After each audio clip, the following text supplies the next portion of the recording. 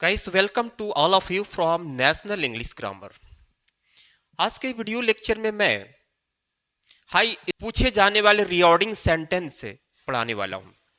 Recording sentence क्या होते हैं, इसे कैसे सेट किए जाते हैं, सीक्वेंस में कैसे लिखे जाते हैं। रिकॉर्डिंग सेंटेंस को बनाने के लिए सबसे इंपॉर्टेंट चीज सब्जेक्ट, वर्ब, ऑब्जेक्ट। अगर ये आपको जानकारी है तब आप रिकॉर्डिंग सेंटेंस बना सकते हैं हाई स्कूल एग्जाम में। लेकिन अगर आपको ये सब पता न हो फिर भी मैं आपको एक ऐसा ट्रिक बताने वाला हूं कि जो बच्चा सब्जेक्ट, वर्ब, ऑब्जेक्ट के बारे में बिल्कुल भी नहीं जानता है को बढ़िया से एग्जाम में रीअरेंज करेगा। रीअरेंज कर करके उसे रीअरेंज करके वह एक नंबर ले सकता है, क्योंकि रीऑर्डिंग सेंटेंस हाई स्कूल के एग्जाम में एक नंबर के ही पूछे जाते हैं। देखिए, रीऑर्डिंग सेंटेंस, रीऑर्डिंग बताया जा रहा है कि इट मींस, इसका मतलब rearrange the jumble words in sequence. Jumble का मतलब सब्जेक्ट, वर्ब एक सीक्वेंस में नहीं रहेंगे। जैसे कि सब्जेक्ट शुरू में होना चाहिए तो लास्ट में दे देगा, वर्ब सेकंड नंबर पर होना चाहिए तो लास्ट में दे सकता है। यानी सब तितर बितर करके वर्ड्स को दिया जाएगा और आपको इन्हीं शब्दों को रीअरेंज करना है। रीअरेंज मींस सुव्यवस्थित करना है, सीक्वेंस में लिखना है। देखिए यहां पर जैसे कि पहले हम समझते हैं कि on Sunday meet you will I. एक तरह से देखा जाए तो इसका कोई मतलब नहीं है, सभी वर्ड्स अलग अलग हैं और कोई इसका मतलब नहीं है। लेकिन जब इसे हम अरेंज करेंगे ना तो एक मतलब निकल जाएगा। आई सब्जेक्ट है तो इसे एक नंबर पे लिखेंगे आई। आई के बाद हेल्पिंग वर्ब, यानी सब्जेक्ट के बाद से आप जानते हैं सब्जेक्ट के बाद से हेल्पिंग वर्ब लगता है। हेल्पिंग वर्ब में is, are, am, was, were, do, does, did, have, has, ये सब हेल्पिंग वर्ब हैं। जैसे आई, तो आई आप वर्ब लगता है तो आई के बाद यहां पर helping verb will. I will, काम क्या है? मिलना। तो मिलने के मीनिंग मीट होता है। किससे मिलूंगा? संडे से तो मिलूंगा नहीं। ऑन मन पर होता है, पर तो मिलूंगा नहीं, आपसे मिलूंगा। तो ये हो जाएगा you. I shell, I will या आई विल मीट यू। अब संडे लिखें कि ऑन लिखें? तो जब Monday, Tuesday, Wednesday, Thursday, Friday, Saturday जितने भी दिन होते हैं तो दिन के पहले अगर ऑन लगता है तो उसका मतलब को होता है, न कि पर होता है। तो दिनों के पहले हमेशा ऑन लगता है, ऑन संडे। अब देखिए इसका एक मतलब निकल गया, I will meet you on Sunday. इसका मतलब वो कि मैं आपसे संडे को मिलूंगा। इसी पैटर्न पे फिर यहां देखिए, मी, फ्रॉम, ड्रॉनिंग, सैब्ड, ही। अब इसमें वही काम करना है कि सब्जेक्ट ढूंढना है। अगर आपको सब्जेक्ट नहीं पता है, अभी हम पहले तो ये आपका इंट्रोडक्शन दे रहा हूं, अभी मैं आपको बिल्कुल ट्रिकी समझाऊंगा जो आप बिल्कुल सेटिस्फाई होंगे। तो इसमें सब्जेक्ट, मान लीजिए मुझे जानकारी है तो मैं बोल दे रहा हूं कि ही सब्जेक्ट है तो मैं लिख दिया, ही को पहले लिख दिया, ही। अगर हेल्पिंग वर्ब है तो लिखेंगे, अगर नहीं है तो नहीं लिखेंगे, क्योंकि पास्ट इंडेफिनिट और प्रेजेंट सिंपल में हेल्पिंग वर्ब, वो भी अफर्मेटिव में हेल्पिंग वर्ब नहीं आते हैं। तो ये वाला जो सेंटेंस है ना, जो रिकॉर्डिंग सेंटेंस है, ये पास्ट इंडेफिनिट में है, यानी सब्जेक्ट। सब्जेक्ट में लिख दिया। अब इसमें काम है आपको वर्ब ढूंढना है। वर्ब मी होगा नहीं, फ्रॉम प्रेपोजिशन है, ड्रॉनिंग वर्ब है, सेप्ड ये भी वर्ब है। दोनों में से कौन लगाएंगे? तो पहले सेप लगाएंगे। ही सेप्ड, किसे बचाया? वह बचाया। किसे बचाया? मुझे बचाया। तो ऑब्जेक्ट 3 नंबर पे आता है तो मैं लिख दिया। फ्रॉम ड्रॉनिंग, यानी जब फ्रॉम लगा हो और किसी वर्ब में आईएनजी लगा हो तो पक्का है कि आईएनजी वाले वर्ड से पहले फ्रॉम लगेगा। ही सेव्ड मी फ्रॉम ड्रॉनिंग। इसका मतलब यह हुआ कि वह मुझे डूबने से बचा लिया। अभी इधर उधर था तो इसका कोई मतलब नहीं था, लेकिन इन्हीं वर्ड्स को मैं सीक्वेंस में लिख दिया, इसका मतलब निकल गया। तो गाइज इसी तरह के रिकॉर्डिंग सेंटेंस एग्जाम में आते हैं। चलिए मैं अब आपको रिकॉर्डिंग सेंटेंस बिल्कुल ट्रिकी बताने वाला हूं, देखते हैं। पहले आप इसे समझेंगे, मैं यहां ट्रिक लिखा हूं, ट्रिक। वो भी पॉजिटिव पर। मान लीजिए आपको रीऑर्डिंग सेंटेंस पॉजिटिव पे बनाना है तो मैं पॉजिटिव का ट्रिक लिखा हूं। क्या? आई, वी, यू, दे, ही, सी को हमेशा एक नंबर पर लिखा जाता है। जो बच्चे बिल्कुल सब्जेक्ट नहीं जानते हैं, वर्ब नहीं जानते हैं, ऑब्जेक्ट नहीं जानते हैं, बस कि उनको रीऑर्डिंग क्या होता है अगर ये जान ले, बस पहचान कर ले, आई, वी, यू, दे, ही, सी, इनमें से कोई भी एक हो तो उसे एक नंबर पर लिखा जाएगा। दूसरी बात देखो, आई का बना मी, वी का बना अस, यानी अगर इस तरह के वर्ड हो मी, अस, यू, देम, हिम, हर, तो ये हमेशा 3 या 4 नंबर पर लिखा जाता। अब 4 नंबर पर 3 नंबर पर क्यों? जब सेंटेंस में हेल्पिंग वर्ब आ जाएगा, helping verb is, are, am, was, were, do, does, did, have, has, ये हेल्पिंग वर्ब है। अगर ये आ गए तो इन्हीं को 4 नंबर पर लिखा जाएगा, अगर ये नहीं आए तो 3 नंबर पर लिखा जाएगा। तीसरा ट्रिक ये है कि is, are, am, was, were, do, does, did, have, has, had, will, shall, can, could, may, might, ये सभी हेल्पिंग वर्ब है। ये हम इनको हमेशा 2 नंबर पर लिखा जाता है। कितने नंबर पर? 2 नंबर पर लिखा जा, वो भी कब? जब सेंटेंस पॉजिटिव होगा तब। बट सेंटेंस इंटरोगेटिव होगा तो उसके अभी ट्रिक हम बताएंगे। चलिए देखते हैं इस पर सेंटेंस कैसे। अब यहां देखिए, यहां पर लिखा हूं कि has given me a heap me, has given pain a he me. अब आप देखो, यहां पर भी लिख दिया मैं आपकी फैसिलिटी के लिए कि बच्चे आपके दिमाग भटके नहीं। यहां लिखा है कि आई, वी, यू, दे, ही, सी को एक नंबर पर लिखा जाता है।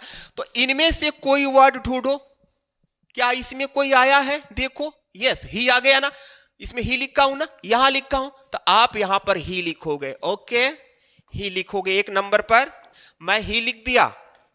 अब इसमें हेल्पिंग वर्ब ढूंढो, इसमें हेल्पिंग वर्ब है, यस, हेल्पिंग वर्ब है। क्या है भाई? हेल्पिंग वर्ब में जैसे is, are, am, was, were, do, does, have, has, had, yes, has भी है तो इसको 2 नंबर पर लिखा जाएगा, क्योंकि लिखा हूं ना कि इनको 2 नंबर पर लिखा जाता है। हेल्पिंग वर्ब को हमेशा 2 नंबर पर, तो हेल्पिंग वर्ब इनमें से कोई एक यहां पर आया हुआ है, देखिए हैज है तो 2 नंबर पर लिखेंगे, ही हैज। अब हेल्पिंग वर्ब जैसे ही होगा तो डेफिनेटली उस सेंटेंस में कोई मेन वर्ब आया होगा। और हैज और हैव का प्रयोग प्रेजेंट परफेक्ट में होता है, तो प्रेजेंट परफेक्ट टेंस में हेल्पिंग वर्ब के साथ वर्ब की थर्ड फॉर्म, तो इसमें आपको वर्ब की थर्ड फॉर्म ढूंढना होगा। तो थर्ड फॉर्म गिवन है, तो यहां पर लिख देंगे गिवन। ओके, देखिए ये वर्ब की थर्ड फॉर्म, तीसरा नंबर। अब आप देखो कि मैं लिखवाया हूं कि मी, अस, यू, देम, हिम, हर को 3 नंबर पर लिखते हैं या 4 नंबर पर। जब हेल्पिंग वर्ब होगा तो जब हेल्पिंग वर्ब होगा तो इस तरह के वर्ड 4 नंबर पे लिखे जाएंगे, अगर हेल्पिंग वर्ब नहीं होगा तो 3 नंबर पे लिखे जाएंगे। लेकिन अभी हेल्पिंग वर्ब है, इसमें क्या है? हैज गिवन, और इसमें देखो ऑब्जेक्ट आया हुआ है मी, तो 4 नंबर पे चला गया, ही हैज गिवन मी। अब आ गया, बचा क्या? ए और पेन। तो आप डिसाइड करो पहले ए लिखें कि पेन लिखें। तो जब भी ए एंड द अगर आता है तो नाउन के पहले लिखा जाता है गिवन मी अ पेन। इसका मतलब ये हुआ कि उसने मुझे एक कलम दिया। देखा ना, ये सारे वर्ड्स तीतर भीतर थे, इधर उधर फैले हुए थे, और सभी वर्ड्स को मैं रीअरेंज करके एक मतलब निकाल दिया, he has given me a pen. फिर यहां देखिए, डेली हेल्प्स रामा मी। अब देखो रामा मी, अगर किसी व्यक्ति का नाम आ जाए, किसी भी व्यक्ति का नाम आ जाए तो वो ऑब्जेक्ट भी बनता है, सब्जेक्ट भी बनता है, मतलब वो 1 नंबर पे भी लिखा जाता है और 3 नंबर पे भी लिखा जाता है। लेकिन कैसे डिसाइड करोगे? चलिए इसमें बताता हूं। यहां रमा है और यहां मी है, तो अब इसी से पता चल गया कि मी तो हमेशा देखो यहां मी, अस, यू, इस तरह के वर्ड को हमेशा 3 नंबर पे लिखा जाएगा। तो जब ये 3 नंबर पे लिखा जाएगा तो पक्का ही कि रमा यानी किसी का नाम आ जाए तो 1 नंबर पे लिखा जाएगा। तो रमा को पहले लिखेंगे, रमा हो गया। काम क्या है? अब इसका देखेंगे, इसमें हेल्पिंग वर्ब है, हेल्पिंग वर्ब इसमें से पता करेंगे इज, आर, एम, वाज और में से है कोई? अच्छा नहीं है, तो जब हेल्पिंग वर्ब नहीं है तो पक्का है कि मेन वर्ब होगा। तो मेन वर्ब क्या है? हेल्प है, हेल्प में मदद करना, रमा हेल्प्स। ओके ठीक। अब 3 नंबर पर इसको ढूंढो, ये मी है, इसमें आया हुआ है, मी कितने नंबर पर लिखा जाएगा? मी 3 नंबर पर, देख लीजिए यहां पर लिखा हुआ 3 नंबर पर लिखा जाएगा, रामा हेल्प्स मी। ठीक, कब मदद करती है? एक वर्ड बचेगा तो ऑटोमेटिक लास्ट में चला जाएगा, डेली बच रहा है तो ये लास्ट में चला जाएगा। ये आपका final. Rama helps me daily, Rama मुझे प्रतिदिन मदद करती है। ही राइटिंग वाज लेटर, अब यहां देखो इसमें ही, देखो ही कहीं है, ही कितने में, अच्छा ही आया तो कितने नंबर पर, यहां पर ही है, देखो ही है ना, तो ही को हमेशा एक नंबर पर लिख दिया, मैं एक नंबर पर लिखा। अब आप ये पता कीजिए कि हेल्पिंग वर्ब इसमें जो वाज है, देखो इसमें वाज आया हुआ तो इसमें भी वाज है, तो कितने नंबर पर, 2 नंबर पर, तो इस वाज को 2 नंबर पर कर दिया। ठीक, अब जिसमें आईएनजी लगा हो, आईएनजी मतलब वो मेन वर्ब होता है, is are am was verb के साथ आईएनजी फॉर्म लगता है, वो मेन वर्ब है, तो तीसरे नंबर पर यानी आईएनजी वाला वर्ड तीसरे नंबर पर ही वाज राइटिंग।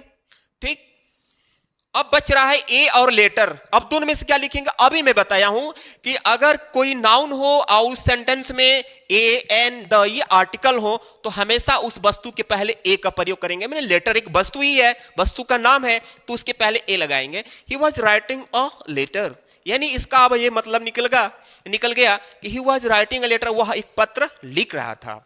अब यहां देखिए, Monday you meet shall you on, अब यहां देखिए यहां पर यू है और यहां पर वी है।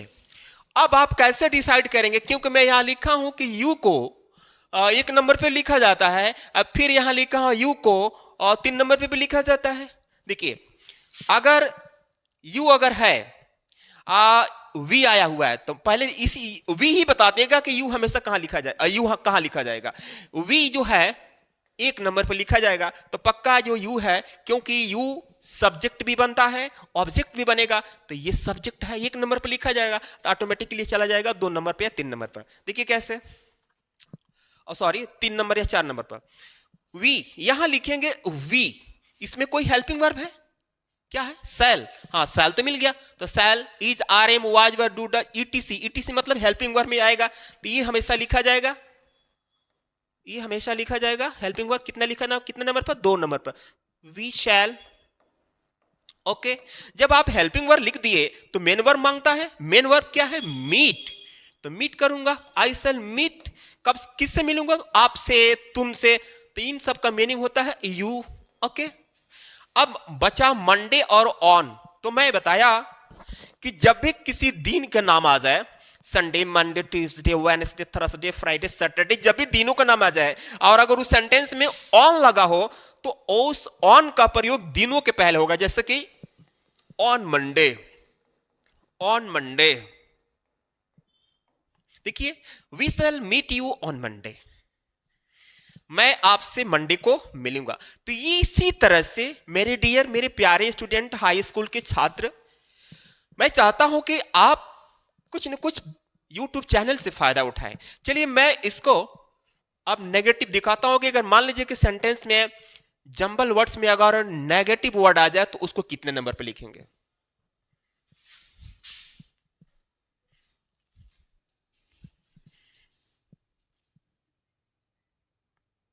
अगर नेगेटिव पर आ गया, नेगेटिव मतलब उसमें नॉट, नेवर या नो आ जाए तो आप उसे किस नंबर पर लिखेंगे? यहां स्ट्रक्चर लिखा हूं, तो उसे आप हमेशा 2 नंबर पर 3 नंबर पर लिखेंगे, क्योंकि हेल्पिंग वर्ब, क्योंकि नोट का चाहे नेवर का चाहे नो का प्रयोग बिना हेल्पिंग वर्ब का नहीं होता है। मीन्स हेल्पिंग वर्ब जब आएगा तो नेगेटिव वर्ड आएगा।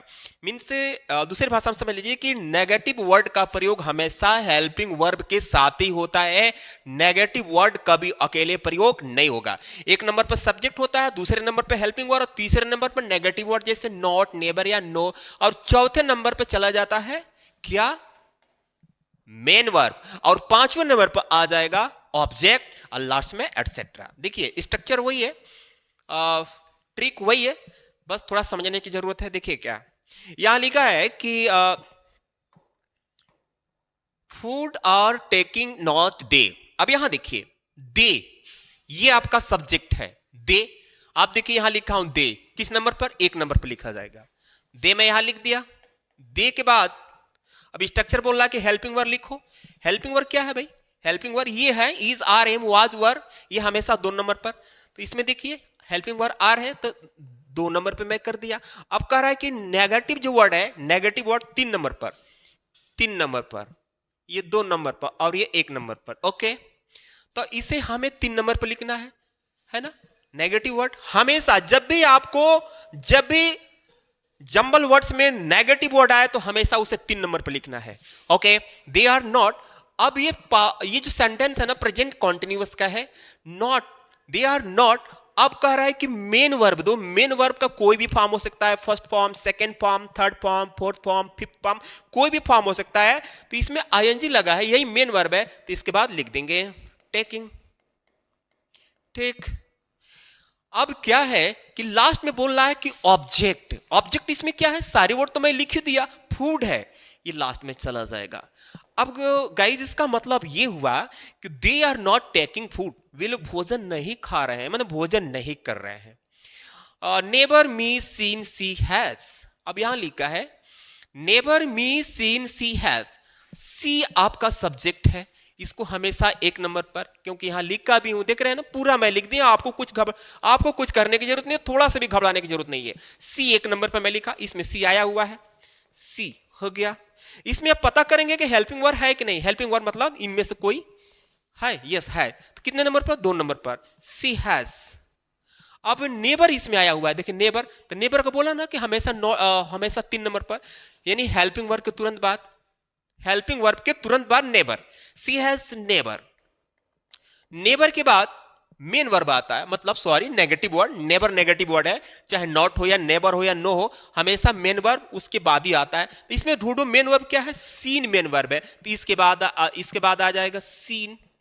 उसके बाद ऑब्जेक्ट, ऑब्जेक्ट क्या है, मी है, देखिए यहां मी है, मी यहां लिखा भी हूं, इसमें से मी हमेशा 2 नंबर पर, 3 नंबर पर होता है।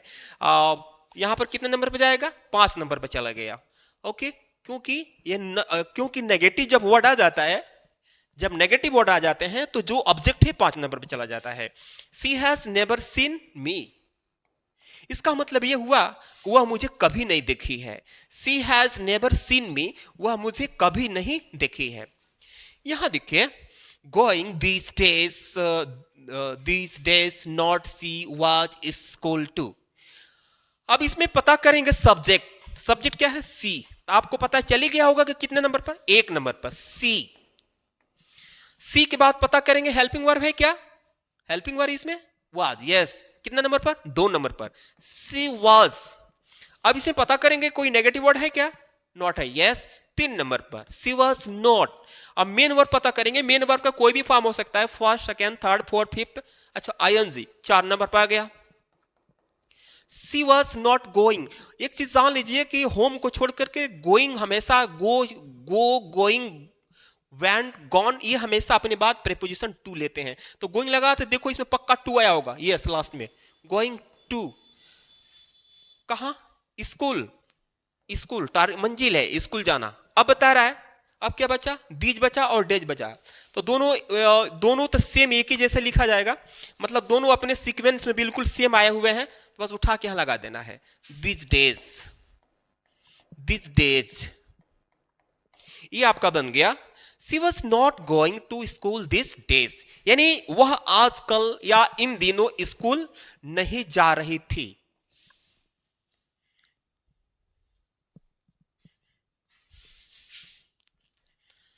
तो गाइस अब हम आपको बताएंगे इंटरोगेटिव में अगर सेंटेंस आ जाए, आपको इंटरोगेटिव में रिवर्डिंग करना हो तो उसमें क्या करेंगे। जंबल वर्ड्स दे दिया गया और आपको इंटरोगेटिव बनाना हो, तो कैसे जानेंगे कि इंटरोगेटिव बनाना हो, उसमें लास्ट में क्वेश्चन मार्क दिया गया होगा। तो क्वेश्चन मार्क से आप जान जाएंगे, क्वेश्चन मार्क से आपको समझ में आ जाएगा कि दिए गए जो जंबल वर्ड्स है इंटरोगेटिव फॉर्म में बनाना है। तो इंटरोगेटिव बनाने के लिए ट्रिक यह है, स्ट्रक्चर यह है कि 1 नंबर पर हेल्पिंग वर्ब, वह हेल्पिंग वर्ब जो 2 नंबर पर लिखा जाता था, यहां पर लिखा था कि 2 नंबर पर, लेकिन अब 1 नंबर पर लिखा जाएगा। दूसरी बात, जो सब्जेक्ट 1 नंबर पर हुआ करता था, यानी ये सब्जेक्ट जो 1 नंबर पर हुआ करते थे अब 2 नंबर पर लिखे जाएंगे। तीसरी बात, ये मेन वर्ब जो है ये 3 नंबर पर लिखे जाएंगे, जो 4 नंबर पर कभी लिखा जाता था हेल्पिंग वर्ब होने पर। और 3 नंबर पर, 4 नंबर पर जो ऑब्जेक्ट हुआ करते थे अब जनरली ये 4 नंबर पर लिखे जाएंगे। ओके, अगर नेगेटिव आ गया तो 5 नंबर पर हो जाएंगे। चलिए देखिए कैसे, anywhere going you today are. अब ये क्या कह रहा है कि अब आपको बनाना है इंटरोगेटिव। कैसे बनाना है इंटरोगेटिव, अभी मैं बताया हूं कि इसमें हेल्पिंग वर्ब और क्वेश्चन मार्क लगा हुआ है। तो क्वेश्चन मार्क से आपको समझ में आ जाना चाहिए कि ये जो जंबल वर्ड्स दिए गए हैं इंटरोगेटिव फॉर्म में सीक्वेंस करना है। कैसे, हेल्पिंग वर्ब आर है तो सबसे पहले आ जाएगा। ओके, मैं सबसे पहले यहां आर लिख दिया, आर। अब 2 नंबर पर सब्जेक्ट, सब्जेक्ट में मतलब इसमें से कोई वर्ड आ गया तो देख लो 2 नंबर पर लिखो, आया है क्या, यू। Yes, are you. अब कह रहा है कि मेन वर्ब, मेन वर्ब का कोई भी फॉर्म हो सकता है, first, second, third, fourth. 3 number पर लिखना है, यहां पर मैं लिखा हूं 3 नंबर पर। तो मेन वर्ब गोइंग है, आर यू गोइंग। ओके, अब ये जगह की बात कर रहा है, एनीवेयर। एनीवेयर ये ऑब्जेक्ट है। कब, टुडे यानी आज, हमेशा लास्ट में ये लिखा जाएगा time. Are you going anywhere today, इसका मतलब ये हुआ कि क्या तुम आज कहीं जा रहे हो। इसका मतलब हुआ कि क्या तुम आज कहीं जा रहे हो। यहां है कि knocking door anyone the is at. फिर इसमें देखिए हेल्पिंग वर्ब आया है ना, तो हेल्पिंग वर्ब 1 नंबर पर लिखा जाएगा, इज। सब्जेक्ट क्या है भाई, इसमें सब्जेक्ट क्या है, आप इसमें देखिए कोई भी सब्जेक्ट नहीं है, तो एनीवन आया हुआ है, ये आपका सब्जेक्ट है। ये कोई जरूरी नहीं है कि जो मैं लिखा हूं ये प्रोनाउन ही सब्जेक्ट हो सकते हैं, एनीवन भी हो सकता है, किसी का नाम भी हो सकता है सब्जेक्ट। तो एनीवन यहां लिखेंगे, इज एनीवन। इज एनीवन काम क्या है, मेन वर्ब ढूंढेंगे, नॉकिंग।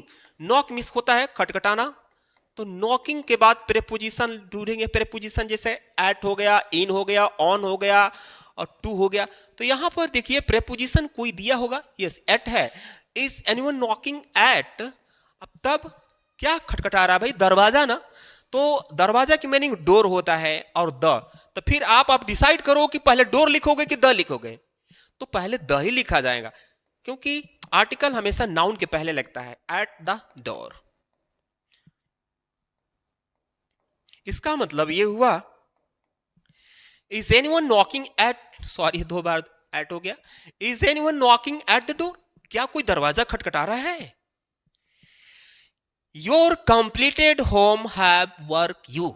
अब इसका मतलब क्या हुआ, इसमें तो पहले क्या करेंगे, इंटरोगेटिव बनाना है ना। बस क्वेश्चन मार्क से ही आपको समझ में आ जाना चाहिए कि दिए गए पैरा वर्ड्स, दिए गए जंबल वर्ड्स को इंटरोगेटिव फॉर्म में सेट करना है। यहां पर हेल्पिंग वर्ड ढूंढो, हैव है, यस सबसे पहले हैव लिख दिया मैं। 1 नंबर पर, 2 नंबर पर सब्जेक्ट ढूंढना है, सब्जेक्ट क्या है, यू, तो हैव यू। अब उसके बाद थर्ड फॉर्म, क्योंकि हैव लगाया तो पक्का एक वर्ब की थर्ड फॉर्म इसमें आया होगा, yes completed. Have you completed, completed homework, लेकिन योर भी लगा है तो योर होमवर्क हो जाएगा। Have you completed your home work. अक्सर आपने इस तरह का सेंटेंस सुना भी होगा, have you completed your homework. तो फ्रेंड्स आई होप कि आपको ये जंबल वर्ड्स रिओर्डिंग सेंटेंस समझ में आया होगा। आपके हाई स्कूल के एग्जाम में काफी हेल्पफुल होगा। But if you are new on my channel, please like and subscribe so that you may get this type of content forever. Okay, see you again in next video. Till then, take care.